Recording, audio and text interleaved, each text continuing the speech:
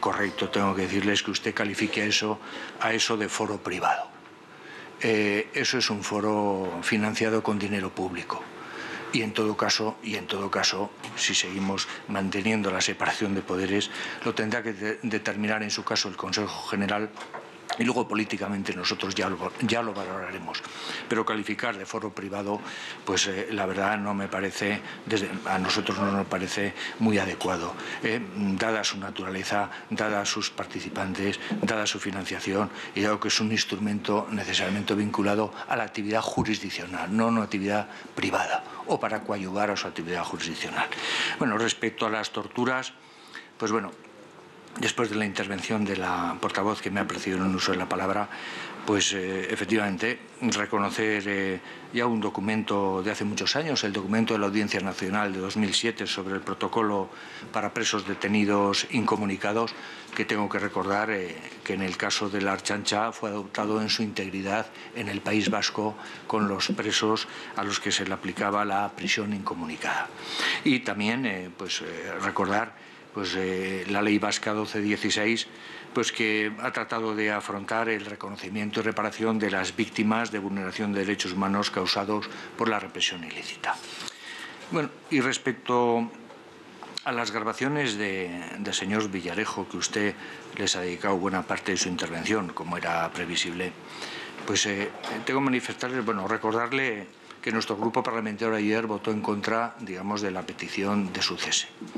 Y votamos en contra básicamente por considerar que del contenido de esas grabaciones no se veía ninguna afección mediata ni inmediata a ninguna causa judicial o una causa profesional en la que ninguno de los comensales estuviera participando. Y eso a nosotros nos parecía lo más relevante. Así este portavoz lo expresó en pleno y fue el motivo principal respecto a esta cuestión para no, sumarnos a la petición de cese.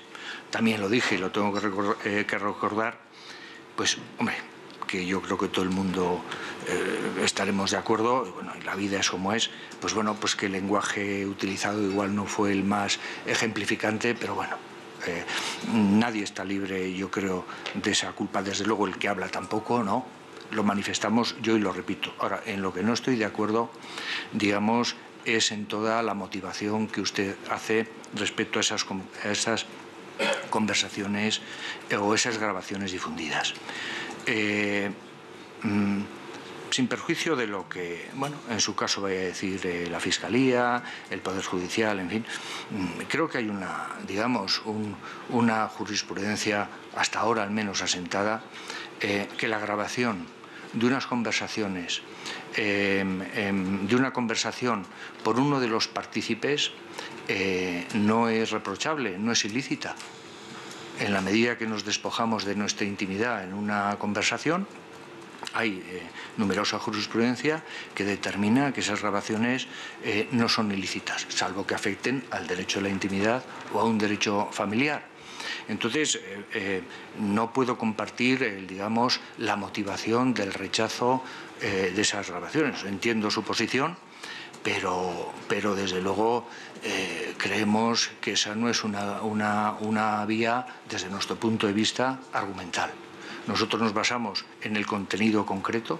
Hemos entendido que no afectó en aquel momento a su función, vamos a decirlo, con carácter general jurisdiccional, pero de ahí a decir que las grabaciones del señor Villarejo, por definición, atentan a la seguridad del Estado, que son ilícitas y que tienen, es la fruta del árbol prohibido, por decirlo de alguna manera, no lo podemos compartir. No lo podemos compartir, sin que eso nos lleve, por supuesto, decía que no compartimos su motivación, a reclamar su cese, porque ayer nosotros no nos sumamos y, de lo conocido, tengo también que volver a insistir, no consideramos o desde luego no apoyamos su cese. Ahora también, y con esto voy finalizando, tengo que decir que no compartimos, el bloque de su argumentación respecto a estas grabaciones. Muchas gracias, presidenta. Gracias. A continuación tiene la palabra el Grupo Parlamentario de Esquerra Republicana, la señora Telechea. Gracias, presidenta. Gracias, señora ministra, por comparecer esta tarde. En primer lugar, respecto a las grabaciones del señor Villarejo, que hoy va a ser va a causar furor el tema en esta tarde. Ya no es tanto el contenido de las grabaciones en sí, que nos preocupa tal vez, como ha comentado la compañera del Grupo Mixto, la complicidad en la que se manifestaron esas declaraciones, que no entraremos a valorarlas nosotros tampoco, sino lo que tal vez nos debe preocupar a todos y que debemos luchar que eso termine, es que este personaje, que no puede tener otro nombre, por no descalificarlo de otra manera, se ha dedicado a grabar durante un montón de años a un montón de personas para después usarlas en su contra. Eso es lo que nos tiene que preocupar, y nos tiene que preocupar a todos, a los señores del Partido Popular, a los señores de Ciudadanos, porque el señor debe tener conversaciones de todo el mundo y que las va a usar en contra de todo el mundo cuando más le convenga. O sea, eso es lo que nos debe preocupar.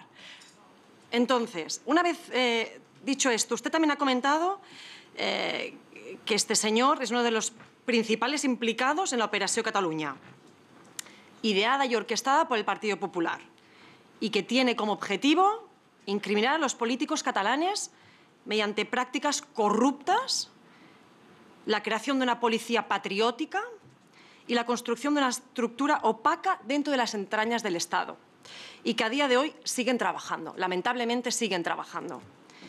Una vez más, queda demostrado que las cloacas del Estado siguen funcionando a pleno rendimiento, a pesar de llevar ya 40 años en un régimen democrático. Y esto es muy triste que esté pasando en este país.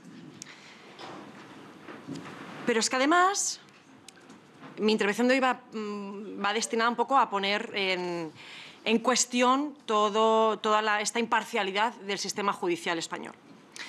Hace apenas unos días, el magistrado del Juzgado de Instrucción número 13 de Barcelona, el señor Juan Antonio Ramírez, comunicó que no habían indicios de los delitos de rebelión y de sedición en los más de 40 investigados que acumula la causa, a pesar de haber reconocido que no le correspondía la instrucción a este juzgado, que era incompetente.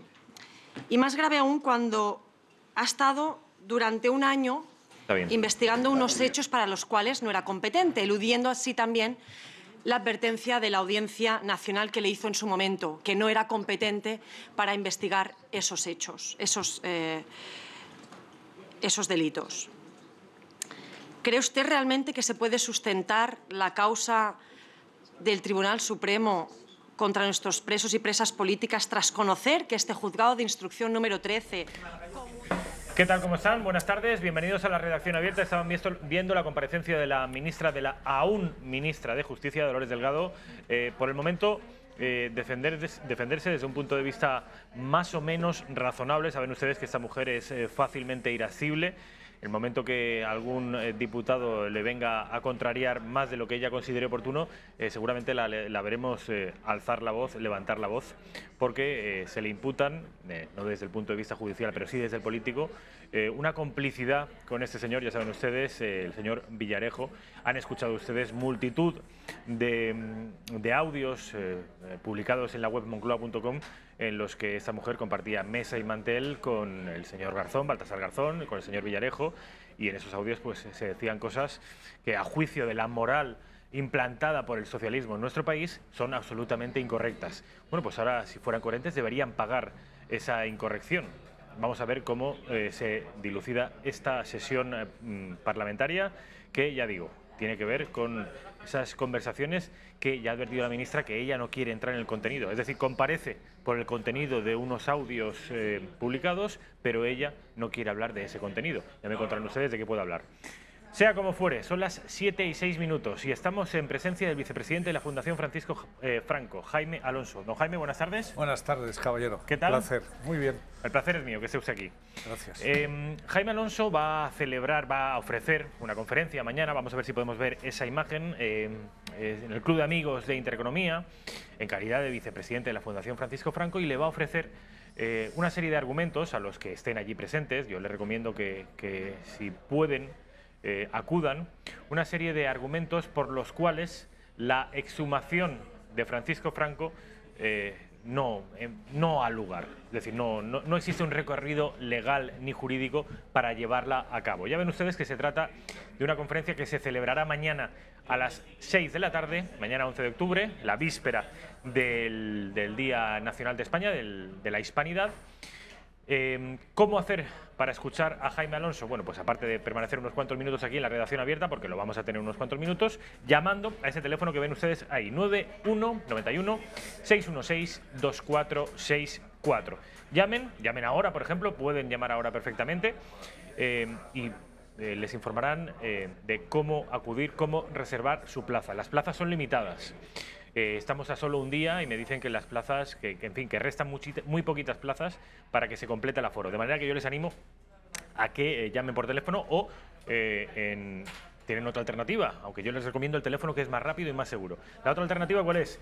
Un correo electrónico a club@intereconomia.eu. Son dos formas de contacto. Las volveremos a repetir cuando acabemos la conversación que tenemos con el señor Alonso. Jaime, muy bien. Con respecto a esta conferencia, mañana, ¿qué va usted a explicar? El título era argumentos jurídicos, ¿no? La verdad es que los argumentos jurídicos, donde hay que expresarlos, y lo están haciendo de manera excepcional y magnífica, y desde luego mañana, en mi opinión, y para mí va a ser un homenaje a esos dos juristas, Luis Felipe Utrera, que está llevando la defensa de la familia de Francisco Franco, y don Santiago Milán del Bosch, que lleva la defensa de la Fundación Nacional Francisco Franco. Los argumentos jurídicos, donde hay que presentarlo, no es en las redacciones de los periódicos, no es en los medios de comunicación, no hay que hacer juicios paralelos. Hay que fundamentarse y documentar, no solo en una conferencia, que al fin y al cabo es para una serie de personas no eruditos ni expertos en derecho, pero además de explicar las razones que existen para que, si no quiebra el Estado de Derecho, bajo ningún concepto se pueda exhumar a Francisco Franco, y menos con la fórmula jurídica empleada, que es ese decreto ley. También vamos a hablar de las razones y consecuencias para llegar aquí, a esta situación, a que se cuestione, digamos, la esencia de lo que ha sido España en 82 años. ¿Cómo es posible que en estos 40 años, o 42, de la muerte de Francisco Franco, la derecha, nadie de la derecha, que son los herederos legítimos de Franco y del franquismo, lo más que hayan llegado es a abstenerse, entregando a la izquierda, vienen entregándolo desde hace 42 años, y finaliza con la Ley de Memoria Histórica, pues el discurso, entregándoles además la verdad documentada e histórica, cuando es una falacia y una mentira, no combatiendo en el mundo de las ideas, como les correspondería y deberían, y permitiendo la perturbación no solo del orden constitucional, como se está haciendo, sino la subversión de ese mismo orden a través de los tres aspectos que mañana explicaré detenidamente de la Ley de Memoria Histórica.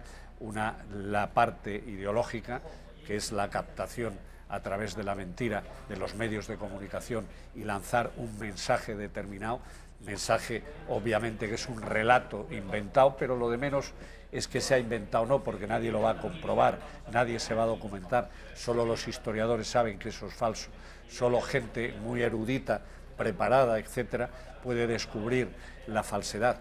Pero en la enseñanza, en la educación, en los colegios, ahí está introduciéndose digamos, un relato falsario de la historia, a través del cual incide de manera natural en el presente, que es lo que se llama una ley, digamos, de ingeniería social, porque de lo que se trata es de que transformes, en virtud de una manipulación sistemática, la realidad presente, que entregues al final una autoridad moral, que es la última parte de este proceso, a la izquierda, que es la que decide lo que está bien, lo que está mal, lo que es bueno o es malo, y ya la mayor, digamos, aberración es mediante ley establecer lo que está bien o mal, que es en definitiva lo que Orwell señaló, que para que las mentiras del presente puedan tener la autoridad de lo verdadero hay que borrar las verdades del pasado. Usted sostiene que la exhumación de Franco es, desde un punto de vista jurídico, no tiene recorrido. Ningún recorrido. ¿Puede explicarnos algo? ¿Puede adelantarnos? Brevemente. Brevemente. Esto es no, en que es realidad el sencillo motivo de la explicar. conferencia de mañana, pero vamos. Es bien sencillo de explicar. Es un lugar, es una basílica menor, mejor dicho, basílica pontificia, por lo tanto es un lugar sagrado, es una iglesia. La iglesia rige el derecho canónico y además un concordato, que es una relación entre la iglesia y el Estado. Esa relación, ese concordato, es infraconstitucional, pero supralegislativo, supralegal, para explicárselo brevemente. ¿Qué significa? Que está por debajo de la Constitución, pero por encima de las leyes, de cualquier ley, inclusive una ley ordinaria. Y eso lo reconoce los tribunales internacionales, lo reconocen, o sea, en definitiva, ni siquiera una ley ordinaria votada en el Parlamento, menos un decreto ley, obviamente, podría incidir sobre un tratado internacional entre la Santa Sede, entre la Iglesia, en definitiva, un concordato, y el gobierno español del año 79 y por lo tanto en vigor. En segundo lugar, no se puede exhumar ningún cadáver, sea el de Francisco Franco o cualquiera, sin el consentimiento de la familia. Y en caso de imperiosa necesidad, tendría que exhumarse siguiendo un protocolo de actuación. Una actuación sanitaria, una cuestión mortuoria, no olvidemos que es un cadáver embalsamado, con lo cual no hay posibilidad de que haya ningún problema de esa naturaleza, ni nadie que haya reclamado en vía judicial una cuestión de exhumación. Por lo tanto, es otro de los aspectos, el propio Real Decreto. Los Reales Decretos, para que tengan virtualidad práctica, necesitan, conforme al artículo 86 de la Constitución, que sean de especial urgencia y necesidad. Ese presupuesto habilitante, este Real Decreto, obviamente, no parece que sea el caso. No solo no lo tiene, sino que carece absolutamente de él. Pero es que además conculcan principios fundamentales y básicos, como es que es una ley especial, no es una ley general, como que no se tiene en cuenta que el derecho de la familia, que es un derecho inalienable, imprescriptible, no se tiene en cuenta el derecho que tienen la basílica y la iglesia, y al ser un lugar público, que es también inalienable, imprescriptible, inembargable y, por supuesto, exento de fiscalidad alguna. Y, por último, al no dejar que sean los tribunales y preparar una fórmula de urgencia y de necesidad para sacarlo, en definitiva, sí o sí, vulnerando todo principio jurídico de contradicción, de libre valoración de prueba, etcétera, pues impide que la justicia, digamos, pueda razonar y reflexionar sobre la legalidad del Real Decreto y sobre la legitimidad para actuar de esa determinada manera. En definitiva, espero, si hubiera, y el defensor del pueblo fuera otra cosa que algo meramente ornamental y para que el pueblo crea que hay alguien que le defienda, el defensor del pueblo habría planteado la inconstitucionalidad del Real Decreto Ley. Espero que el Partido Popular, que es el único que está facultado para ello, lo haga, no obstante la abstención, en esencia porque afecta además a un derecho fundamental. Señor Alonso, acaba usted de hacer un despliegue de argumentos jurídicos que llaman la atención en tanto que el Gobierno parece absolutamente decidido a exhumar el cadáver de Franco. Algún espectador dirá, pero ¿cómo es posible? Con este despliegue de argumentos que acaba de poner encima de la mesa el señor Jaime Alonso, ¿cómo es posible que el Gobierno lo dé ya por hecho? ¿Tiene la certidumbre de que Franco no acabará el año en el...? Pues hay dos o tres razones. La primera razón se extrae de la exposición de motivos del propio Real Decreto. En ella se señala a Franco, pero luego no especifica bien, o mejor dicho, para que señalando a Franco pueda salir del Valle de los Caídos, tiene que decir que no es un caído de la Guerra Civil y, por lo tanto, modificar la Ley de Memoria Histórica en su artículo 16.1. Ese es un aspecto que, indudablemente, no es un caído de la Guerra Civil, pero si sacas a Francisco Franco, tienes que sacar a los monjes benedictinos ahí enterrados, que tampoco participaron en la guerra civil y son víctimas posteriores, mueren con posterioridad, y otro innumerable número de personas. Con lo cual también vulneran principios esenciales de esas personas. Pero es que el Real Decreto Ley no valora siquiera que eso es una basílica. ¿Qué quiere decir eso? Que o bien tienen claro que la Iglesia va a abdicar de sus obligaciones, en definitiva, que la Iglesia va a traicionar el legado histórico, su propio ordenamiento interno, los cánones, el 1213 ¿Contempla usted esa posibilidad? No la contemplo, no puedo contemplar. Yo no puedo creer que una Iglesia que gracias a Franco sobrevive y sobrevivió, que le impidió el martirologio y que tiene más de 11 obispos y 8.000 sacerdotes y católicos innumerables, casi 70.000 por razón de su fe, que hayan sido asesinados, y Franco les devuelve no solo la vida, sino la hacienda, y permite, y bueno, es el único Estado después del Vaticano que fue confesional mientras vivió Francisco Franco, y que ahora puedan renegar de eso.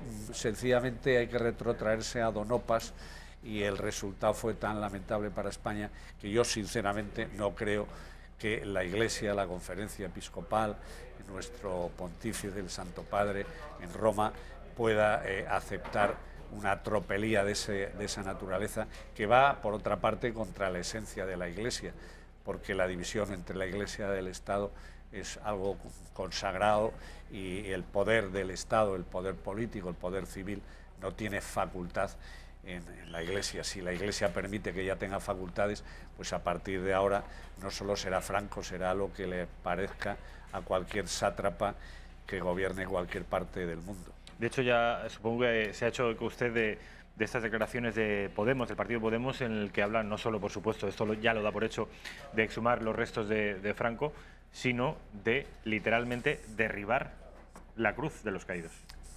Ellos saben perfectamente, y parece que son los únicos que lo saben, en la derecha no, que están hablando de un símbolo, que Francisco Franco, no fue un sargento en la Primera Guerra Mundial, fue el general más joven de Europa, fue el militar más excepcional que hubo en España, probablemente desde el Gran Capitán, y que no solo lo demostró en la guerra en África, en el servicio tal, sino que era un militar excepcional. Le dieron la Academia de Zaragoza cuando se crea y se constituye.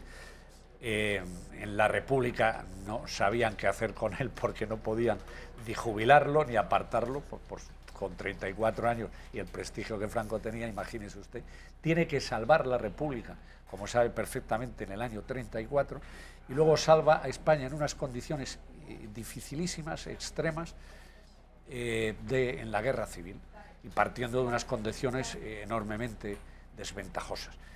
Gana esa guerra, no participa en la Segunda Guerra Mundial y transforma el Estado como no había existido desde los Reyes Católicos, en definitiva. No hay nadie que en menos tiempo haya hecho más por España.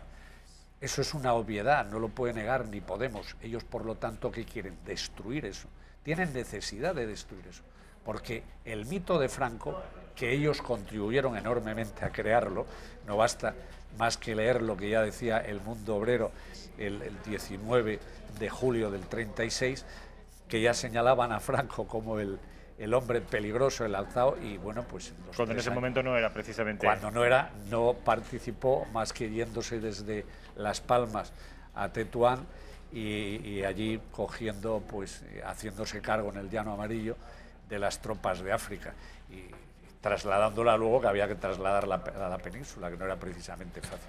Por lo tanto, ¿qué ocurre? Que ellos saben perfectamente que es un mito, quieren destruir ese mito, porque saben que destruyendo ese mito destruyen a España, porque el proyecto final es destruir la nación y llevar al pueblo español a una democracia asimilable a la de Venezuela, a la de Nicaragua o a la de Cuba.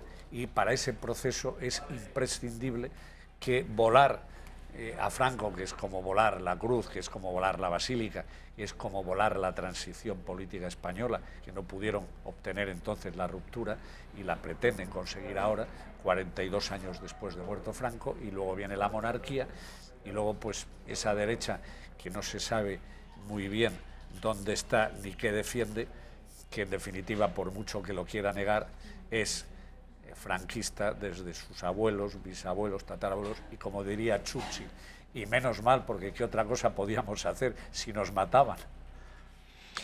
Hay veces que cuando uno ve una entrevista en televisión, y supongo que si están viendo esta entrevista será el caso, a ustedes se les ocurrirán muchas más preguntas que hacerle al invitado de las que se me ocurren a mí. Bueno, pues van a tener la oportunidad de hacerlo mañana. Mañana a las 6 de la tarde, Jaime Alonso ofrecerá una conferencia relacionada obviamente con esto, los motivos jurídicos, y sospecho también que aportará una serie de motivos también de tipo cultural, político e histórico, por los que Franco debería permanecer en el Valle de los Caídos. Después de esa conferencia ustedes podrán preguntar, si es que acuden, y para ello les animo a que, como ven ahí, llamen al teléfono ahora mismo si quieren, a las 7:22 de la tarde, 916162464, o un correo electrónico a club@intereconomia.eu. Es mañana a las 6 de la tarde, mañana día 11, la víspera del Día Nacional de España. Jaime Alonso, ha sido un placer. Gracias, el placer ha sido mío, y le diría que más importante que lo jurídico son los porqués, las razones para haber llegado a esta situación desde el punto de vista político, histórico, cultural y social.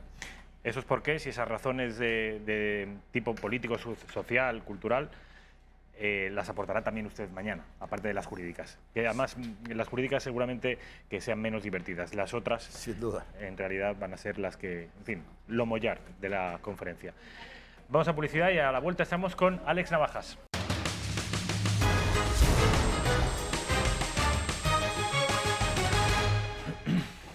¿Qué tal? ¿Cómo están? Las 19:26, las 7:26 de la tarde en la península ibérica. Una hora menos en Canarias, que saben ustedes que a los canarios les encanta que digamos esto, porque dicen, lo han dicho además recientemente en el Congreso, que les da mucha visibilidad, y tienen razón. No quieren unificar la misma franja horaria con el resto de la península, porque ese una hora menos en Canarias, y tienen razón desde un punto de vista de la mercadotecnia y sobre todo relacionado con el turismo, les visibiliza permanentemente. Y si no te quitan, el gobierno canario te quita la licencia de radio y televisión si no lo dices. Eso también hay que decirlo. ¿Eso es verdad? Oh, sí. Eso no lo sabía yo. Te exigen, si quieres una licencia de radio de tal, una hora menos en Canarias. Si no, tienes ¿Es una problemas. exigencia?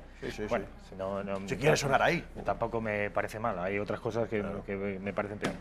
Este señor, ya lo conocen, Alex Navajas. ¿Qué tal? ¿Cómo Rafa? estás? Pues muy bien, encantado. Hace 15 días que no te veíamos. Es verdad que la semana pasada no, hay un problema. Por alguna circunstancia no pudiste venir. Así es. Bueno, Jaime, Alex, ya has escuchado a Jaime Alonso, vicepresidente de la Fundación Francisco Franco. Él ha hecho aquí un despliegue jurídico. Qué gente tan facha traéis aquí, ¿no? ¿Qué te parece? Pues me parece... Igual no hicieron el chiringuito, ¿puede ser o no? Además, estos días, como están diciendo en el resto de medios de comunicación, que no se puede invitar por ejemplo, a representantes del partido ultraderechista Vox a los medios de comunicación. No se puede. No se puede porque son fascistas, pero llevan a Rufián, llevan a Otegi. Hacen entrevistas a los golpistas. En la cárcel, a Junqueras, la televisión pública. Pero a fachas como este señor de la Fundación Francisco Franco, gente de Vox, pues no la debéis invitar.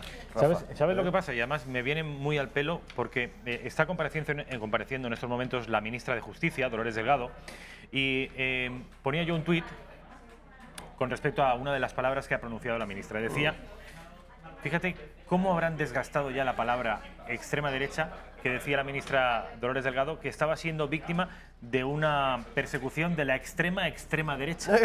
Ya hemos ido más para allá. Claro, o sea, siempre hay más. Como extrema derecha ya es todo menos el separatismo y Podemos ya es extrema derecha.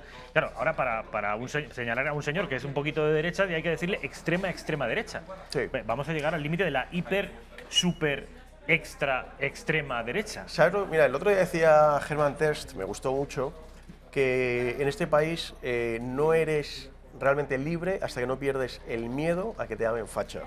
Y es verdad. Entonces, yo el otro día veía un vídeo de Monedero escandalizado por el acto de Vox en Vistalegre, absolutamente escandalizado, diciendo hay que parar el fascismo. Aquí ocurre una cosa muy interesante, vamos a ver. El fascismo hoy en día no existe. Punto número 1. Hay que partir de ahí. O sea, no existe el fascismo. Hay un tío que es... Vale, hay un tío, 2 o 3, 4 grillaos que son fascistas. Pero fascistas hoy en día no existen. Lo que sí existen son comunistas.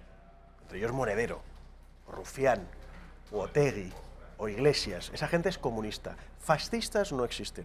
Lo que pasa es que el comunista, para justificar su lucha, necesita crispar y necesita agitar y necesita azuzar el fantasma del fascismo. Para justificarse a sí mismo. Claro. Entonces, efectivamente, bueno, pues por lo menos, por supuesto, nosotros somos fascistas, este es un canal fascista, de ultraderecha. Bueno, entonces, yo estoy totalmente de acuerdo con Germán Terst. Un español no es completamente libre hasta que no pierde el miedo a que le llamen facha. Entonces, bueno, pues ya llega un momento... O sea, esto es como el botón que ya le he dado tantas veces que ya no funciona. Han sobreutilizado tanto la palabra fascista y facha, pues mira, es que ya llega un momento y dices, mira, tío, si es que me da igual. O sea, ya me lo pilla. Yo te diré lo que opino y me parece que lo que estoy diciendo... Utilizan mucho también la palabra democracia. Decía ayer Monedero, ¿no?, en este vídeo, porque los demócratas tenemos que unirnos contra... Pues ¿tú qué vas a ser demócrata? Si eres el representante de una ideología genocida que ha asesinado a 100 millones de personas en el siglo XX. ¿Por qué me estás hablando de democracia? Pero tu democracia, ¿qué es? ¿Lo de Venezuela? ¿Lo de Irán? ¿Eso es democracia? ¿Lo de Castro?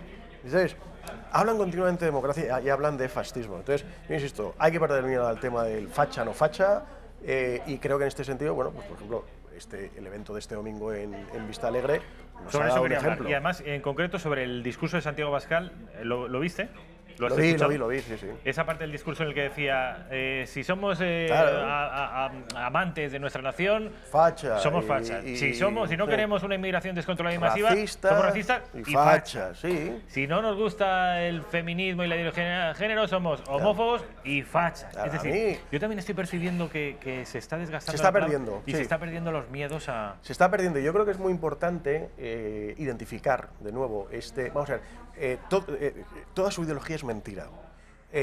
Somos feministas, pero anoche agreden a Cristina Seguí. Estamos esperando las reacciones de las feministas. Es mentira. La mujer les importa un comino. Lo que les importa es la ideología. Los gays, les importa un comino los gays. Les importa 3 pimientos. Pero mientras la doctrina LGTBI les sirva como apoyo, pues les da... O sea, estos te pactan con musulmanes extremistas que son los que cuelgan a los homosexuales de las grúas en Irán y que financian a la vez a Podemos. Y Podemos es el partido del LGTBI. O sea, quiero decir, es todo mentira. O sea, la mujer les da igual. Es un tema ideológico. Yo lo he visto clarísimo, insisto, esta noche con lo de Cristina Seguí. Es así. La verdad les importa un pimiento. La corrupción les importa un pimiento. Si todo el tema de la tesis doctoral del doctor Sánchez hubiera ocurrido con Rajoy, o con cualquiera del PP, con Casado, o con Rivera, o con cualquiera, le laminan. Le laminan. O sea, a ellos la corrupción, la verdad, les importa 3 pimientos. A ellos lo que les importa es que sea uno de su tribu, uno de su ideología. O Echenique. ¿A Echenique le importa algo que los empresarios paguen la seguridad social? Le da absolutamente igual. Él dice, es inconcebible que en este país... Pero, mamón, pero si tú has tenido al colega que te ha estado limpiando joder, sin darle a la seguridad social... Qué cinismo, Pero ¿a ti qué te importa la seguridad social y qué te importa la defensa del trabajador? Es todo mentira, es todo falso. Alex, ¿qué te pareció, al margen de esa parte concreta del discurso de Santiago Abascal, lo que ya se empieza a llamar el fenómeno Vox? Sí. Además, Vox es un partido que antes de descollar, como parece que ha roto este fin de semana, del que tú ya has hablado aquí varias veces, que ha reivindicado ese partido, bueno, pues parece que el tiempo ha venido a darte la razón. Sí. Con Vox había una alternativa. ¿Estás contento? ¿Para ti es una ilusión?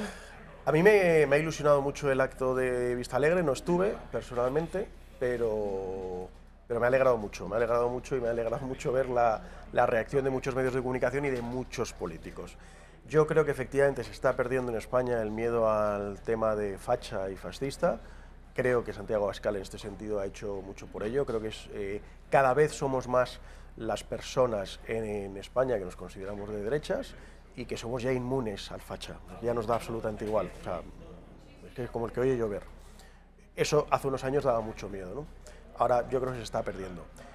Y evidentemente el acto de Vox en Vista Alegre de este pasado domingo ha contribuido a ello.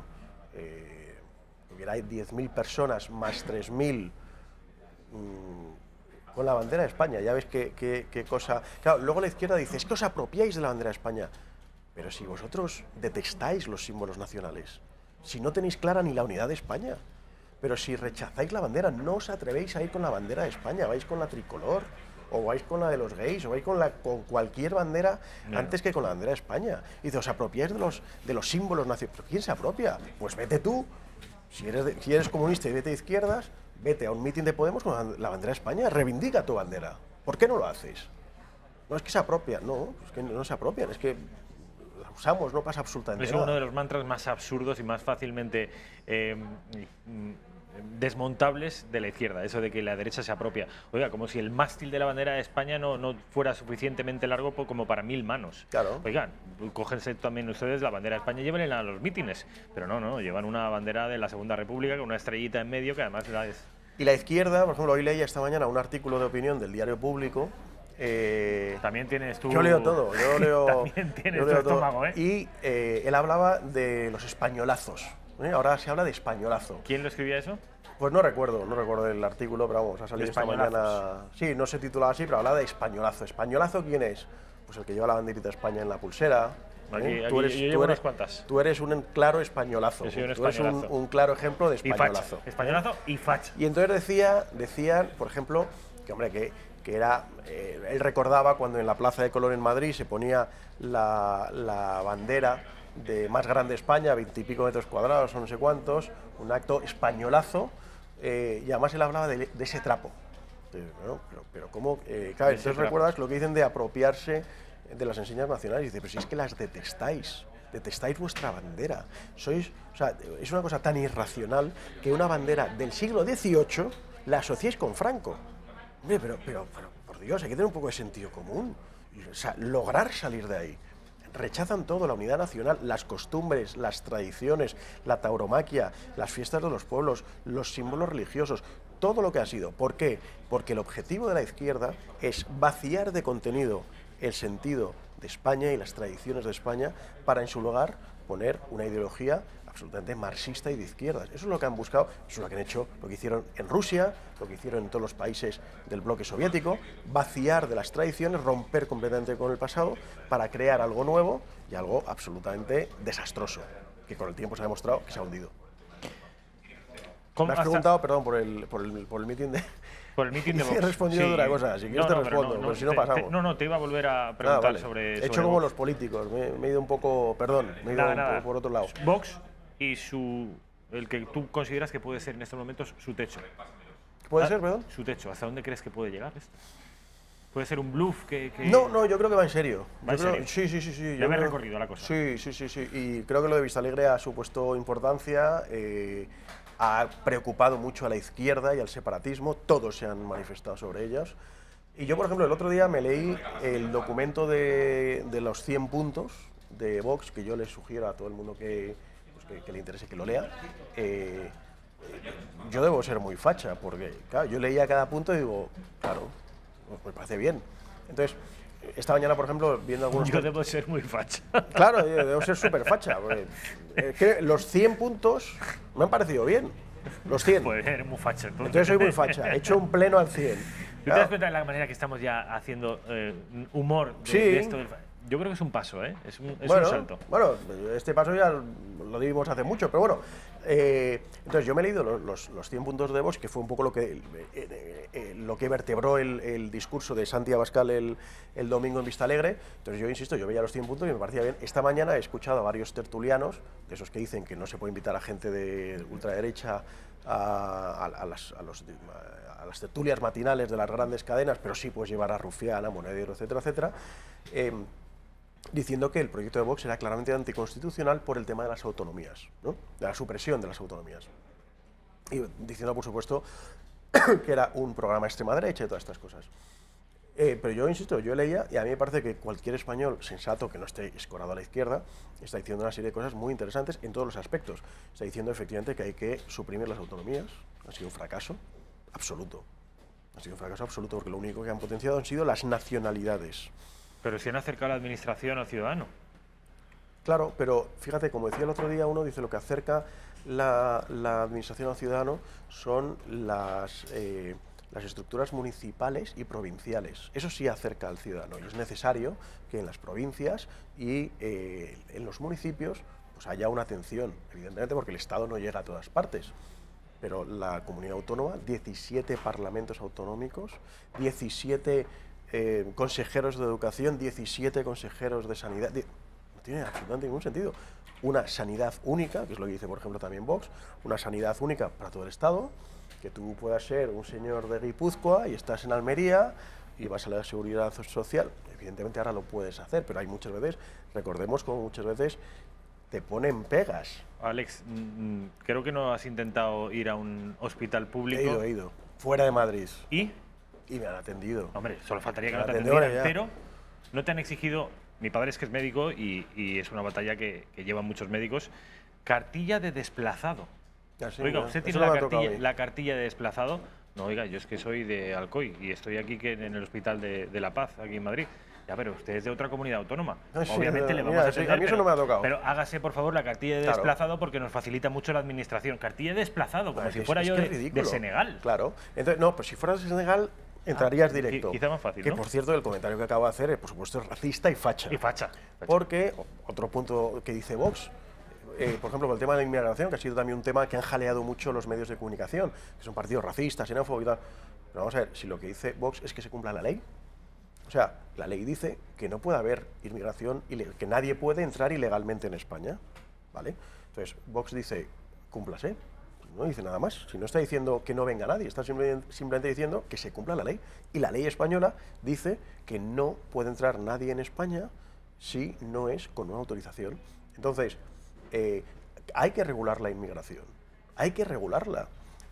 Luego hay pues, puntos concretos, bueno, pues que aquellos que intenten entrar en España ilegalmente se les deniega para el futuro, no sé si permanentemente o no sé cuánto tiempo, el derecho de solicitud de venir a España. Bueno, entonces, insisto, dice unas cosas, por ejemplo, también se han escandalizado mucho los medios de comunicación con el tema del feminismo. Sí, porque eso es un mantra que no se podía tocar, ¿eh? Pero es que vamos a ver, tengamos en cuenta que la izquierda cree absolutamente, o ha creado, esa ideología de género, que es indiscutible, es dogmática. O sea, tú tienes que creer en ella y no te puedes salir. Entonces, claro, dicen que, como siempre, te ponen dos opciones. Si no eres feminista, automáticamente eres machista. Hombre, no, vamos a ver. El otro día le preguntaban precisamente a Teodoro, el Partido Popular, le preguntaron, ¿usted es feminista? Y me gustó su respuesta. Dijo, ¿qué entiende usted por feminista? Y el periodista le dijo, no, ¿qué entiendo yo? No. Bueno, es que claro, es que feminista, ¿qué es? Dice, ¿creer en la igualdad de oportunidades entre hombres y mujeres? Por supuesto. Entonces sí, claro. Claro, evidentemente. O sea, que un hombre y una mujer tengan los mismos derechos, sí. O sea, quiero decir, gracias a Dios ya hemos llegado a un estadio en la civilización en la que yo creo que la mayor parte de gente sensata pues cree eso, ¿no? Solo faltaría. Ahora, cuidado, pero la pregunta está bien traída. ¿Qué entiendes por feminismo? ¿La discriminación positiva hacia el hombre? ¿La sospecha continua del hombre y que si una mujer denuncia a un hombre, ese hombre automáticamente pasa la noche en el calabozo? Que cuando hablamos de ideología de género, sea ideología de género del hombre contra la mujer y nunca de la mujer contra el hombre, ¿de qué estamos hablando? Porque ese feminismo ya no te lo compro. Yo, mientras sea igualdad de oportunidades, por supuesto. Pero esa fue la respuesta completa de Teodoro. No, Teodoro fue más breve, simplemente dijo, bueno, ¿qué feminismo estamos hablando? Dice, si es la igualdad entre hombres y mujeres a nivel laboral y a nivel de dignidad humana, pues por supuesto. Oye, ¿y no te parece, en fin, no lamentas que precisamente en un momento en el que el PP se había renovado, que estaba Pablo Casado con un discurso mucho más potente, mucho más musculoso desde el punto de vista conservador, con estas respuestas, por ejemplo, la que acabas de citar del secretario general de Teodoro García Egea, precisamente en ese momento, y no con Rajoy, es cuando explota una alternativa a la derecha del PP? Pero es que, por ejemplo, Pablo Casado sigue teniendo en sus filas con gente que es de ese centro amorfo, de esa derechita cobarde que dijo Santiago Abascal en su discurso el otro día. Estoy pensando, por ejemplo, en el presidente de la Comunidad de Madrid, en Ángel Garrido. el otro día le dijo claramente a Pablo Casado, cuidado, no te escores demasiado a la derecha, porque en el centro hay más votantes. Eso se lo dijo Ángel Garrido el otro día, ayer creo que fue, o anteayer, a Pablo Casado. Entonces, es la mentalidad acomplejadita y aparte falsa, porque, vamos a ver, oye, ¿tú tienes una serie de principios o tú simplemente buscas clientes? Porque si buscas clientes o votantes, te adaptas a todo. ¿Qué es lo que quieres que diga? ¿Que por aquí? Pues por aquí vamos. ¿Que sí? Pues que sí. ¿Que no? Pues que no. Quiero decir, ¿qué principios son esos? Entonces, si tú quieres tener una serie de principios claros, y Vox otra cosa no tendrá, pero principios claros parece que tiene. Vamos a ver si los defiende. Y ahí están, insisto, los 100 puntos. Entonces, hay muchos elementos en el PP que siguen siendo unos tibios y vamos a ver si Pablo Casado es capaz de mantener unos principios claros en torno a lo que ha sido, digamos, el humanismo cristiano del Partido Popular, lo que fue antaño, ¿no? Ayer Pedro Sánchez, que le decía en sede parlamentaria a Pablo Casado, señor Casado, céntrese, céntrese. Claro, porque al PSOE le va muy bien tener, como estos últimos 15, 20 años, un PP amaestradito, suavecito, que al final va haciendo todo lo que el PSOE quiere. Ley de memoria histórica, la recurro al Constitucional. Bueno, pues ahora que estoy en el poder no la derogo. Ley del aborto de Viana Aído, la recurro al Constitucional, pero llego al poder con Mariano Rajoy, mayoría absoluta, y me pongo de perfil. Entonces, el PSOE está encantado con ese Partido Popular acomplejado, blandito, timorato, que sencillamente hace lo que hace el PSOE, pero con 5 o 10 años de retraso, que no tiene una ideología clara. Y por eso, ayer, Pedro Sánchez le decía a Pablo Casado, señor Casado, céntrese. Es decir, no se me vaya a poner levantisco, que ustedes han sido muy suavecitos, que Rajoy ha sido muy suavecito, que Soraya era de las nuestras, que que aquí ustedes no tenían ningún principio y les podíamos manejar perfectamente. Vamos a ver si Pablo Casado es capaz de mantener el listón. Alex, tengo varios temas que tocar, nos queda poquito, nos queda 15 minutos, pero no me resisto a hacerte una última pregunta sobre Vox. Te preguntaba yo ahora por Pablo Casado, por Pablo Casado, por el Partido Popular. Te pregunto ahora también por Albert Rivera, por Ciudadanos, dos partidos a los que la gente ubica en el centro derecha. Ahora hay un tercer partido en la derecha, ya son 3. Tú, si fueras estratega político de Ciudadanos y del Partido Popular, ¿cómo gestionarías la nueva competencia? ¿Cómo? Porque claro, se ha demostrado que la crítica los engorda. Sí. Y darles la razón, como parece que está haciendo Pablo Casado con algunos aspectos de los paradigmas ideológicos de Vox, parece que los legitima. Entonces, a mí me resultaría un desafío cómo gestionar esa nueva competencia en tu mismo espectro político. Hombre, a ver, yo no les quiero dar ideas ni al Partido Popular ni a Ciudadanos de lo que deben hacer, porque no tengo ningún interés en concreto, especialmente con Ciudadanos, que crezca. Ciudadanos tiene una línea muy clara, que es una línea socialdemócrata, es un partido de centro-izquierda, por más que la izquierda sí, lo estamos asocie... de acuerdo, pero sabes que mucha gente de derecha se ha ido a Ciudadanos sí, únicamente por el discurso nacional. Claro, efectivamente. Entonces, en eso, Ciudadanos es verdad que ha sido muy firme, creo que ha sido muy importante la labor que ha hecho Ciudadanos por la unidad nacional, especialmente en Cataluña, y han recibido su premio, y yo en ese punto me alegro. El problema es que para un votante que se considere de derecha, votar a Ciudadanos es implanteable. A mí me sorprende mucho, hablando con mucha gente estos días, y ya desde hace tiempo, que me dicen, es que a lo mejor antiguos votantes del PP, que han dejado el PP, ya no quieren votar al PP, están hartos, y dicen, estoy dudando entre Vox y Ciudadanos. Y digo, pues chico, es como si estuvieran dudando, pues no sé, entre una piedra y una pelota de tenis. Es que no tiene nada que ver. Vale, descartamos Ciudadanos. El PP, ¿cómo hace el PP para evitar una sangría hacia Vox? Yo creo que el PP necesita posicionarse, tener unos ideales claros, que es lo que ha demostrado Santiago Abascal con Vox, que teniendo una serie de ideales claros funciona bien, o funciona por una parte del electorado. Pablo Casado hay una disyuntiva. Hay, como digo, algunos varones del Partido Popular, como pueden ser Maroto, que encima Maroto se lo ha puesto muy cerca. A mí Maroto personalmente pues no es precisamente la línea del PP que me gusta, pero ha apostado. Pero un Maroto, un Ángel Garrido, todo este tipo de gente que quieren seguir en esta senda de ser insípidos, de no saber a nada, de estar aguados y de todo vale, esa derecha flojita. Entonces tiene esa tensión. Y luego tiene él, yo creo que por convicción, Pablo Casado sí que es una persona con convicciones de derechas. Entonces, si él esgrime, en primer lugar, una defensa clara de la unidad de España, que el PP lo ha hecho, pero no ha sabido coger el banderín de decir, vamos a buscar la unidad de España. Segundo, muchos temas que son terreno habitual de la izquierda y que el Partido Popular hace años que renunció a ellos. Por ejemplo, el otro día decía Vox, o uno de los puntos de Vox, es una cosa que a mí me parece que es la mayor libertad, que es el cheque escolar, que cada padre elija. O sea, que no sea el Estado el que te imponga la educación. Eso es una cosa absolutamente totalitaria, estatalista. Habrá mucha gente de los espectadores de la redacción abierta que ignoren en qué consiste eso, el cheque escolar. Brevemente, si eres capaz de explicarlo. Mira, es un tema que tiene que ver con la excelencia. La palabra excelencia le espanta a la izquierda. Esperanza Aguirre, por ejemplo, la repetía mucho, el tema de la excelencia.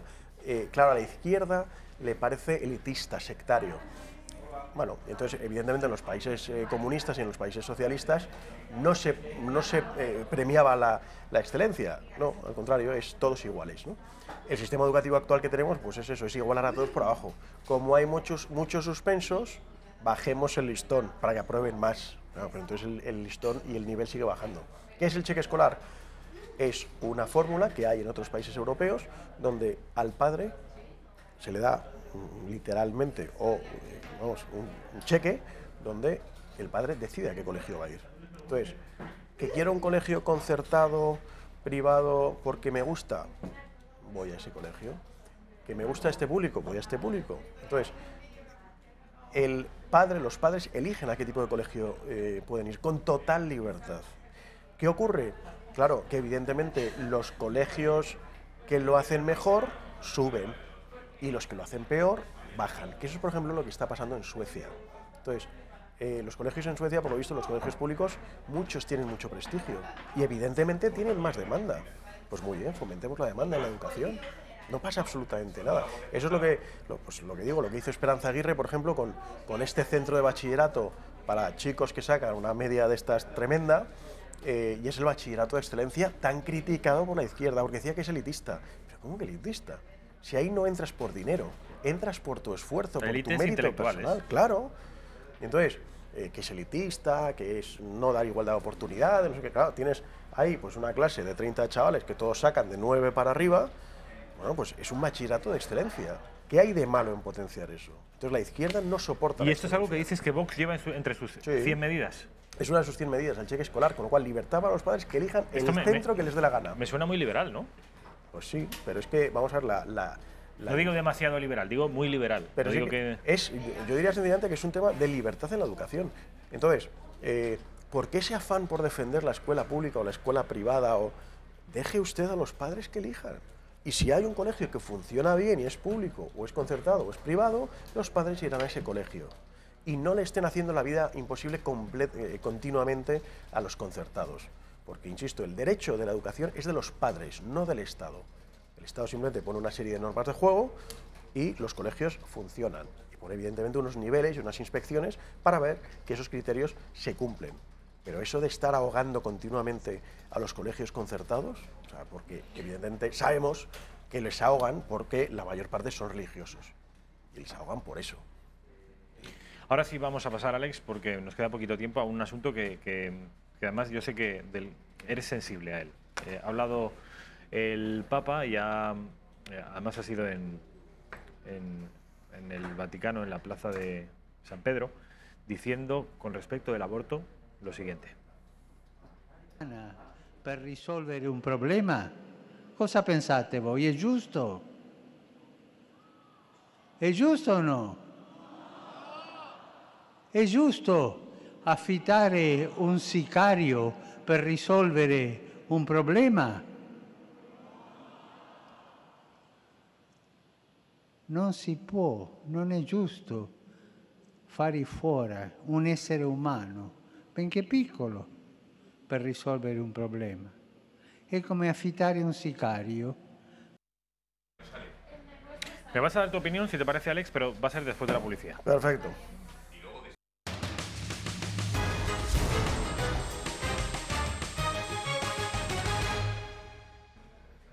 Alex, pues el vídeo que hemos visto antes de la publicidad del Papa Francisco señalando a los que practican abortos casi como sicarios, casi no, sicarios, literalmente, a sueldo para acabar con una vida que le supone un problema. Esto entiendo que habrá sido un disgusto para muchos. Para muchos sí, que nos han tratado de vender al Papa como progre y como tal. Bueno, yo creo que el Papa Francisco ha sido valiente, ha sido muy claro con el tema del aborto. Vamos a ver, con el tema del aborto yo creo que lo que hace falta es información. O sea, sobre el tema del aborto no hay debate, está prohibido, está vetado. O sea, es una cosa que la izquierda a nivel mundial ya ha conseguido, con lo cual, como ya lo tenemos, no hay que discutir nada más, ¿eh? Entonces, hay que discutir sobre el aborto. Es decir, oiga, cuando usted está abortando, ¿qué está abortando? Porque, hombre, evidentemente, si simplemente es un grupo de células, pues como es un apéndice, y es simplemente extirpar un apéndice, pues por supuesto la Iglesia no se pondría en contra del aborto. Pero es que resulta que los propios científicos dicen que el momento de la concepción ocurre, perdón, que el momento de la concepción es cuando ya empieza a haber vida humana. Entonces, hombre, es muy, como decía, creo que, ¿quién era? Vivian Aido, ¿no? Decía aquello de, hay vida pero no es vida humana. Sí. Entonces, ¿qué es vida de una jirafa? ¿Un 100 pies? O sea, ¿cómo que hay vida pero no hay vida humana? Entonces, hombre, evidentemente, en el momento de la concepción... Son un conjunto de células. Claro, pero es que los científicos y los médicos, por eso la Iglesia, en este caso, que dice luego la Iglesia que no es científica y tal, la Iglesia sigue lo que dice la ciencia, y lo que dice es, se produce vida humana desde la unión de las dos células, y en ese momento se empieza a producir vida humana. Hombre, evidentemente, ese embrión no tiene brazos, ni piernas, ni pelo, ni dientes, no, evidentemente, porque hay un desarrollo. Entonces te dicen, no, pero hasta el segundo mes o hasta el tercer mes sí se puede abortar, porque marcamos el límite en las, no sé cuántas semanas, no me acuerdo ahora. 14 semanas. Entonces, claro, uno dice, vamos a ver, con 13 semanas, 6 días y 23 horas, son células, y de repente, ¡pum!, se convierte ya en un ser humano. Entonces, los proabortistas te dicen, bueno, es que hay que poner el límite en algún lado. Y ya, pero ¿por qué lo pone usted ahí? Tiene que haber una razón de fondo, una razón científica. Porque a mí no me diga que una cosa es un embrión, que es un conjunto de células, que no es una persona humana, y un minuto después ya es una persona humana y no se puede abortar. No tiene ningún sentido. Entonces, el aborto es una lacra, es un genocidio absoluto, silencioso y silenciado.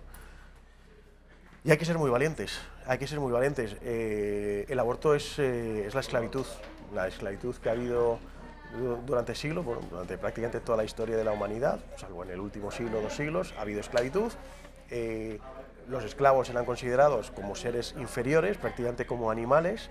Podías disponer de su vida como se te antojara, si lo querías matar, si lo querías machacar, si lo querías azotar, podías hacer lo que te diera la gana. Ahora nos escandalizamos de la esclavitud, cómo es posible, aunque hoy en día no hay que olvidar que todavía hay esclavitud, existe la esclavitud en diversos países del mundo, pero ahora nos llevamos las manos a la cabeza, cómo es posible que hubiera esclavitud, etcétera. Bueno, seguramente dentro de unos años, unas décadas, unos siglos, nos llevaremos las manos a la cabeza de cómo es posible que el aborto estuviera permitido, porque, insisto, si es un ser humano desde el momento de la concepción, tenemos que tener un respeto sagrado por esa vida humana. Y yo vuelvo a decir, lo dice la ciencia, hay vida humana desde el momento de la concepción. Si queremos ser científicos y rigurosos, hay que hacer caso a lo que dice la ciencia, con lo cual... Estábamos en el Vaticano, en Italia. Vamos a volver a España, al concreto a Barcelona, porque saben ustedes que se ha producido una quiebra. Además, esto me parece muy de justicia poética. Los separatistas se han separado, el bloque separatista, que estaban Junts per Cat, que son los herederos de Convergencia y Unió, y Esquerra Republicana, se han roto. Ayer se pelearon y parece que cada uno marcha por su cuenta. ¿Esto qué está haciendo? Pues generar algunas posiciones aún más extremadas o más radicales de lo que solían. Vamos a ver el presidente de la Generalitat, Quim Torra.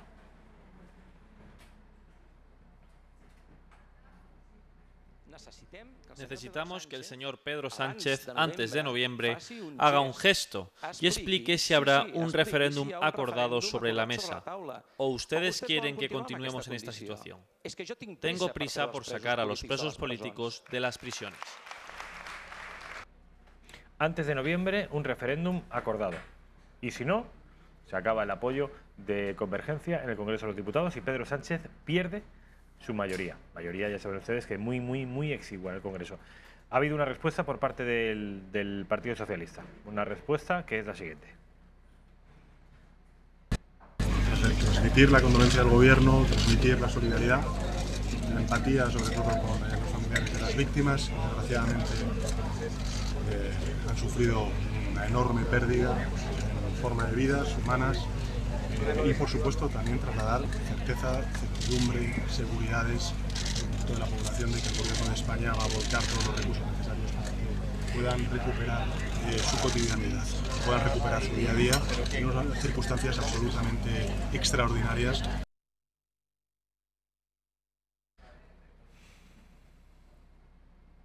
Como habrán podido comprobar ustedes, esto no es, obviamente, la respuesta del Partido Socialista al desafío de Quim Torra. Esto es el Partido Socialista, en concreto su presidente y el presidente también del Gobierno, Pedro Sánchez, solidarizándose con las víctimas de las riadas de Mallorca.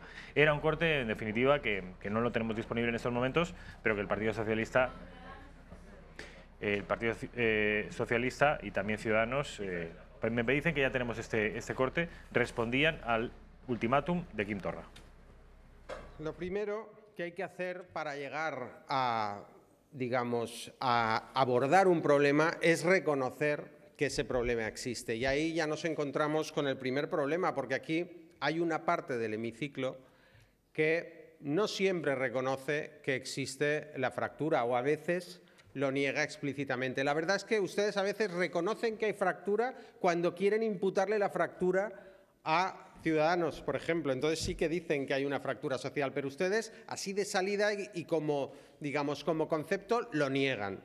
Creemos que están cometiendo un error con los ultimátums, fijando fechas y poniendo condiciones imposibles de cumplir. Un error con los ultimátums, dice el Partido Socialista a través de su portavoz, Miquel Iceta. Bueno, ¿a ti qué te parece, Alex? ¿Cómo ves la situación en Cataluña? Se ha cumplido además un año desde el pasado 1 de octubre, no estuviste la semana pasada, ya se ha cumplido el primer año desde el golpe de Estado. ¿Ves la situación mejor, peor? Sí. He visto a Miquel Iceta un poco más gordo, ¿no? ¿Más? Más gordo, ¿no? Un poquito más lo he visto. Es difícil más, ¿eh? Todos, bueno, perdón, pero es que me ha llamado la atención. En fin, vuelvo al tema importante. Sí que se ha pasado un buen verano, parece. Ha pasado un buen verano, Miquel Iceta. Bueno, ha bailado poco, hay que bailar un poquito más. Vamos a ver, bueno, si es que era previsible. Era previsible. Quiero decir, si tú pactas un gobierno con terroristas, populistas y separatistas que quieren romper el país, pues evidentemente eso es una bomba de relojería, va a estallar. Entonces, el PDeCAT ya le ha dicho, como era de esperar, al señor Sánchez que qué hay de lo mío. Entonces, a mí no me extraña ni me sorprende lo más mínimo, si es que es lógico que lo fuera a hacer. Entonces, y lo va a hacer, Entonces, un gobierno tan débil con un partido socialista, con 84 diputados en el Congreso, apoyado, insisto, por separatistas, populistas, filoetarras, etcétera, etcétera, pues que va a caer. Entonces, yo sí que estoy convencido de que en noviembre, o sea, lo que no estoy convencido es de que Pedro Sánchez no haga algún tipo de abracadabrismo para, bueno, no un referéndum, pero a cambio, aparte de la pasta que ya lo han soltado, pues te doy otra cosa. No el referéndum, no lo llames así, porque si lo llamas referéndum la gente se me pone nerviosa, pero entonces vamos a ver, Pedro Sánchez, cómo se arrastra esta vez delante de los separatistas con tal de mantener la silla de la Moncloa. Porque yo desde luego de Pedro Sánchez no me espero otra actitud más que esa, de postración absoluta, porque, bueno, pues en este caso Quim Torra no tiene nada que perder, sí mucho que ganar. Oye, te echo el órdago y en noviembre o me das el referéndum o te retiro el apoyo. Bueno, pues pues que es normal. Con estos compañeros de viaje, pues ¿qué te esperas? Pues no, simplemente traición. Pero si es que hay gente que quiere destruir España. gente que quiere destruir España. Es que los tres, los de Podemos, los PDeCAT y los filoetarras, los tres quieren destruir España. Y tú eres el presidente de España. Quiero decir, y luego vuelvo a lo que decíamos al principio del programa. Y estos son los demócratas invitados continuamente a programas de televisión como moderados analistas, pero no invitemos a los de la extrema derecha que simplemente hablan de la unidad de España. O sea, quiero decir, hay que quitarse ya las máscaras, decir que esto no puede ser, que el gobierno de Sánchez no puede durar ni un minuto más, que tiene que haber unas elecciones generales, que a los separatistas y a los filoetarras se les combate y al comunismo también. El otro día leía, por ejemplo, ¿sabes que hay varios países del este, lo que era el antiguo bloque comunista, donde los partidos comunistas están ilegalizados? Partidos como Podemos, Esquerra Republicana de Cataluña, por supuesto Bildu, que aquí en España nos cuesta tanto decir que se ilegalice Bildu, y lo hacemos con miedo, y lo mismo el 155 y tal. En países, creo que era en Ucrania, creo que leí el otro día. Bueno, en Polonia creo que también. En aquellos países del este, claro, aquellos tienen el comunismo como nosotros tenemos el nazismo. Claro, o sea, los que han sufrido la bota del comunismo durante 70 años, con genocidios, con penurias, con hambre, con pobreza, con falta de libertad, han dicho, mira, nunca más. O sea, partido comunista es partido ilegal. Igual que están prohibidos por los partidos fascistas y nazis, se prohíben los partidos comunistas. Eso ocurre, insisto, en el antiguo bloque del este. Y te diré más, y nos tenemos que marchar ya, te tengo que despedir, Alex, pero te diré una cosa más. Alemania, ya no estamos hablando ni de Ucrania ni de Polonia, que está, por cierto, en la Unión Europea, Polonia. Estamos hablando de Alemania. ¿Tú sabías que un miembro del Partido Comunista, por el hecho de serlo, no puede ser funcionario público? No, pues mira, eso no lo sabía. Esto es algo que sí, que pueden investigar en Internet y lo comprobarán. Por aquello también del peso que tuvo el comunismo en toda la Europa del Este. Alex Navajas, ha sido un placer. Un placer. Gracias, te veo el próximo miércoles. Perfecto, aquí estaremos si Dios quiere. Publicidad, y a la vuelta estamos con la actualidad tecnológica. Esto de los influencers, ¿a ustedes les suena? ¿Saben qué es? Seguramente sí. Vamos a saber un poquito más, porque ya enseñan a uno a ser influencer.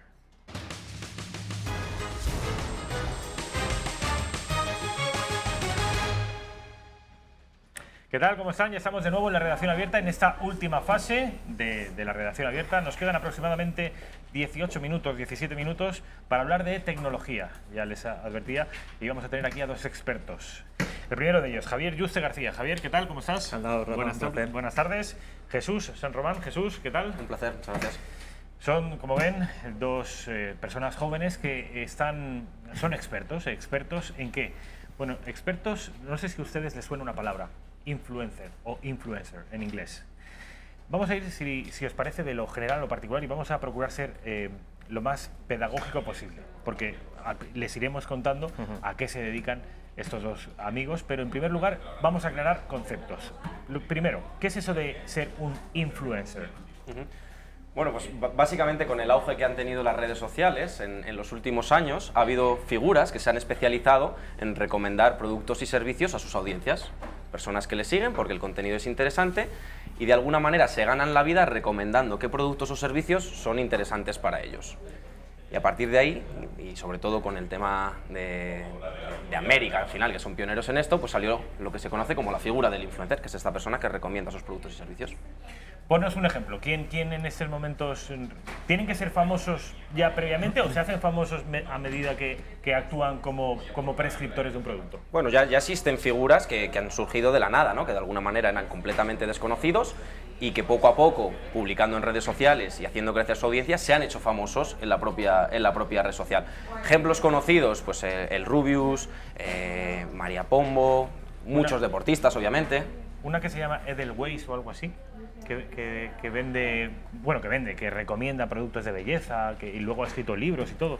Bueno, hay muchísimas. Al final hay mucha gente muy conocida en redes sociales y bueno, pues al final cada sector o cada tipo de producto pues tiene sus tipos de influencers. Yo si me dejas hacer un pequeño apunte, aquí destacaría sobre todo que el perfil de un influencer, la figura del influencer es algo que lleva existiendo muchos años, no es algo que haya aparecido ahora de la nada, sino que simplemente se ha digitalizado. Si volvemos 100 años atrás, pues ¿quién no le preguntaba al la persona X del pueblo para preguntarle, oye, o al mecánico del pueblo, ¿qué coche me debería de comprar? ¿Qué coche es el que menos se rompe, ¿no? Entonces, esa figura de influencer lleva existiendo desde siempre. Simplemente ahora hemos pasado por un proceso de digitalización y el que viene ahora es un proceso de profesionalización, que es lo que hablaremos más adelante. Profesionalización. Me interesa saber, porque para dar un poco la medida de lo importante, incluso desde un punto de vista económico, que puede llegar a ser esta figura del influencer, hablarme de dineros. Es decir, yo sé que hay influencers que sin medios, es decir, con un ordenador y una cámara web, han conseguido un nivel de visibilidad tal que ahora son las empresas las que les proveen gratuitamente de productos o de servicios para que ellos lo anuncien y además ganan dinero, incluso mucho dinero. A ver, Sí, háblanos de cuánto dinero puede llegar, por ejemplo, este tal El Rubius, que no sé cuántos millones de seguidores que tiene.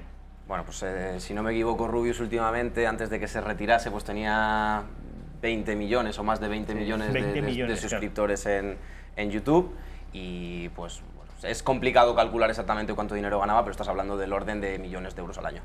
Millones de euros al año, claro. Imagínense ustedes una televisión que tuviera una audiencia de 20 millones de personas. No existe ahora mismo en el mundo una televisión, seguramente alguna televisión en China y en la India, pero fuera de esto no hay una televisión que sea capaz. Y además no solo es cuestión de esos 20 millones de audiencia, sino la segmentación o la información que tú puedes tener de esa audiencia directamente, que es lo que le posibilita muchas veces a la marca el hacer una campaña con un influencer o un perfil determinado. Decía que esto es un trabajo, ya se ha convertido en un trabajo en algunos casos, como nos decía antes Jesús, extraordinariamente bien remunerado y se está profesionalizando. Es decir, un influencer ya no brota espontáneamente, o al menos no todos los casos son así. Uno se puede preparar para serlo. Hay de hecho empresas que preparan para serlo, que entrenan a uno para intentar seducir a la audiencia, ganar seguidores, ser influyente y ganar dinero. Una de esas empresas es una que suena a vosotros, ¿no? Que se llama Binfluencer, que es vuestra empresa. Bueno, pertenecéis a esta empresa, vamos. Nuestra empresa, sí. No vamos tanto por la vía de, digamos, de enseñar cómo ser un buen influencer, sino al final nuestros clientes son agencias y marcas.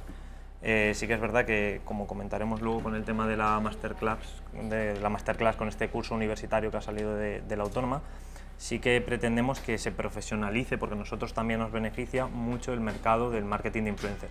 ¿Por qué? Porque al final venimos de un mercado de reciente creación, con un crecimiento muy grande año a año. De hecho, el año pasado las búsquedas de influencer, de la palabra influencer marketing en Google aumentaron un 350%, con lo cual el crecimiento que está teniendo el mercado es muy grande.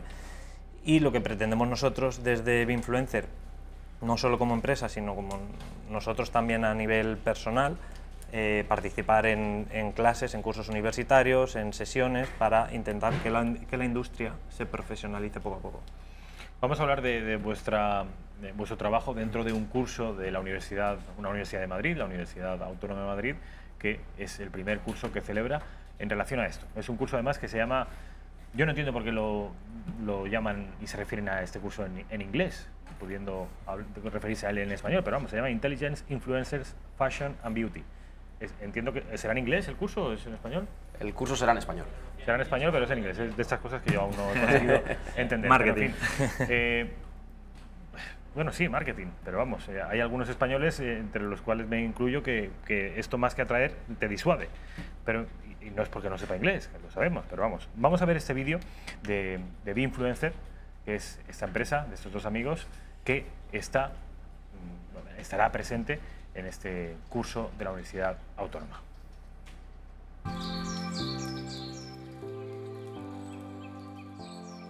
Con el auge en el consumo de redes sociales han surgido numerosas oportunidades de comunicación por parte de las empresas. Los influencers son líderes de opinión capaces de modificar las decisiones de compra de sus audiencias. El marketing de influencers aporta numerosas ventajas a las marcas. Se trata de una publicidad relevante y no invasiva, con mejor aceptación por parte de los consumidores. Se estima que el tamaño del mercado del marketing de influencers será de 10.000 millones de dólares en tan solo 5 años. Solo en Instagram se estima que el volumen de negocio superará este año los 1.000 millones de dólares. A pesar del tamaño de crecimiento del mercado, todavía requiere mucho tiempo y esfuerzo hacer una correcta identificación y gestión de campañas de influencers. Las opciones actuales del marketing de influencers pasan por los modelos de agencia de talentos y marketplace. Actualmente estos modelos plantean una solución subóptima dado que no tienen en cuenta las audiencias de estos influencers, de tal manera que las empresas no pueden realizar una segmentación óptima. Para solucionar este problema, Binfluencer utiliza tecnología de inteligencia artificial que permite analizar directamente las audiencias de los influencers y esto, a su vez, permite que las empresas puedan realizar una segmentación sobre el público. Segmentación, este eres tú, Jesús. Eso es. Mira, y aquí tenemos a Javier Yuste. ¿Cuándo hace mucho que inaugurasteis la empresa, que la fundasteis? Bueno, entiendo que no puede ser demasiado, porque es algo que no está demasiado... No, la empresa fue fundada en octubre de 2016, con lo cual acabamos de cumplir hace nada 2 años. Sí que es verdad que al final cuando empiezas un proyecto tecnológico de este calibre, sobre todo cuando empiezas sin un equipo técnico muy potente como el que tenemos ahora, dedicas una gran parte del tiempo a crear ese equipo técnico que necesitas para desarrollar el producto. Con lo cual podríamos decir que desarrollando lo que es el producto, la plataforma, llevamos 1 año. Lleváis 1 año. Sí. ¿Clientes os está haciendo fácil, difícil? Entiendo que los inicios siempre deben ser, aún así, que existe un gran mercado, debes estar costando mucho, ¿no? Bueno, al final siempre necesitas un esfuerzo para darte a conocer, tanto en España como sobre todo fuera, que obviamente el esfuerzo es siempre un poquito más grande. Las cosas están yendo muy bien porque al final hay un factor diferencial a nivel de tecnología que nos pone un poquito por encima de la competencia. Es decir, que hay competencia, ¿no? Hay otras empresas que se dedican a esto. Sí, claro, al final cuando hay un mercado grande que está creciendo y donde se generan oportunidades, siempre hay otros players y bueno, esto no iba a ser una excepción. ¿Y por qué vosotros y no otros?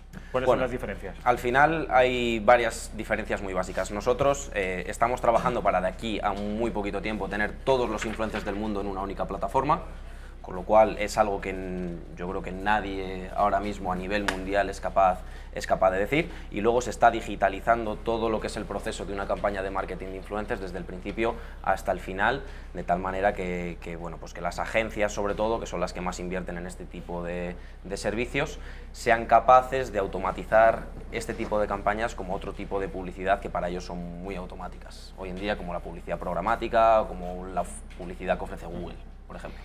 Es decir, pongamos por caso, yo soy una empresa de cosméticos y me interesa, he sacado un nuevo cosmético y me interesa darlo a conocer. Yo lo que haría tradicionalmente sería pues buscar una franja horaria donde las mujeres a las que está dirigido ese producto fueran las que están mayoritariamente viendo la televisión y también acudir seguramente a algunas revistas del ramo, revistas femeninas. A eso... Sí.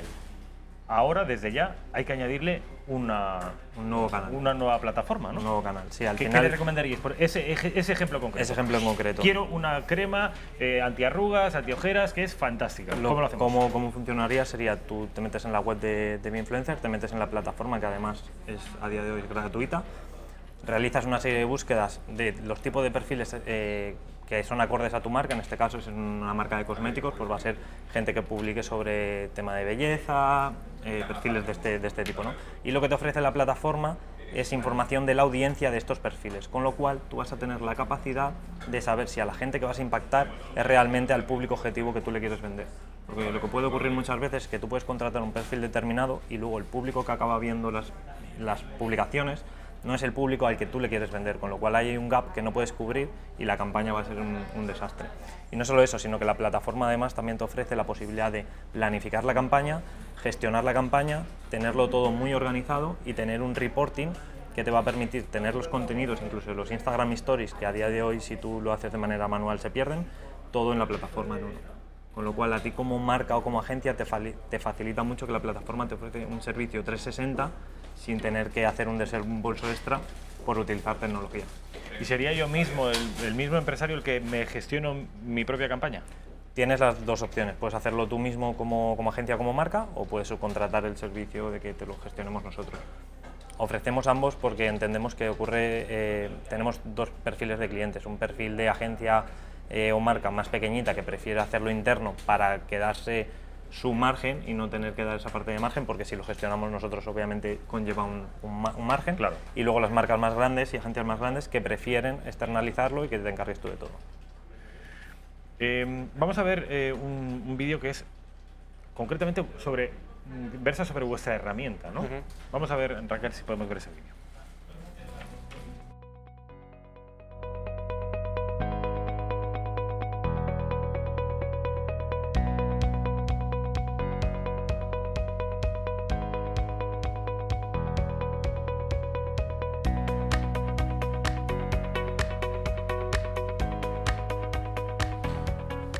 Jesús, ¿qué estamos viendo?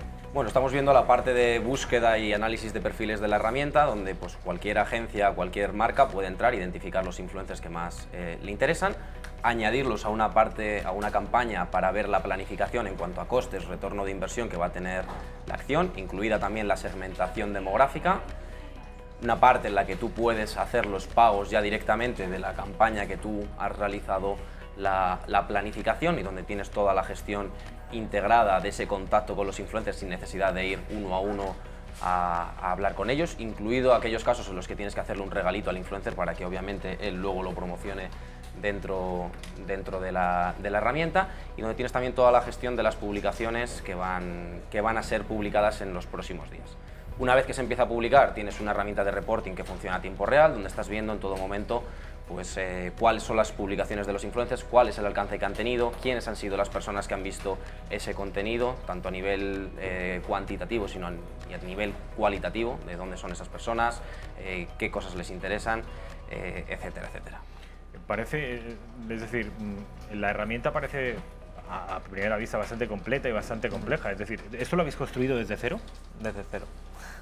Pues además enhorabuena, porque entiendo que debe ser un esfuerzo en software, en inversión. Habéis tenido que tener, vamos, ¿cuánto tiempo habéis estado con la herramienta?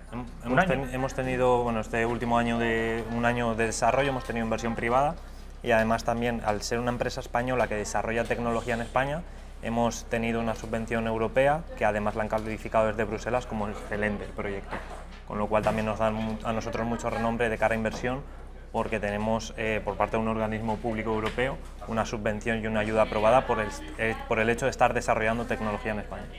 Genial, qué bien. Para que luego digan de la marca España y de que en España somos un país en fin, de camareros o volcado al sector servicios. No, aquí se hace tecnología y están viendo aquí que dos chavales de Madrid sois, ¿no?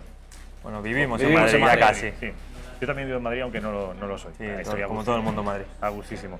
Nos queda muy poquito tiempo para que nos expliquéis cuál va a ser vuestro papel en el curso que en la Universidad Autónoma van a implementar precisamente sobre esto, sobre la inteligencia de los influencers, la moda y la belleza. Bueno, de alguna manera, al estar del otro lado, ¿no?, que es del lado de cómo las agencias o las marcas identifican a los influencers, pues impartimos una masterclass dentro del máster de la Universidad Autónoma de cómo los influencers deben publicar o cómo deben posicionarse para que las marcas y las agencias les encuentren fácilmente y sean ellos y no otros influencers los que deben publicar el contenido de las marcas. Sí, sobre todo también hacemos esto porque creemos que cada vez más las marcas y las agencias van a utilizar plataformas como Binfluencer para identificar esos influencers, con lo cual lo que queremos es ayudar a la gente que quiere profesionalizarse en el ámbito de ser un influencer, de cómo deberían publicar, el por qué van a aparecer de unas maneras y no de otras, y bueno, al final con nuestro know-how y desde el punto de vista de siendo una startup tecnológica que se dedica precisamente a eso, ayudarles a aparecer y a tener más campañas de las que puedan tener ahora. Claro, porque pocas personas en España van a saber más que aquí estos dos amigos que se dedican precisamente y profesionalmente a eso. Y han desarrollado, ya han visto ustedes, una tecnología 100% española, subvencionada y premiada nada más y nada menos que por la Unión Europea, Bruselas. Javier, ha sido un placer, mil gracias. Jesús, un placer.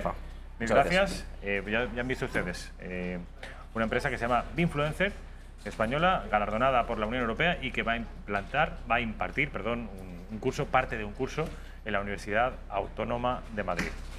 Sin más, me despido. Buenas noches. Les dejo con el informativo de Intereconomía.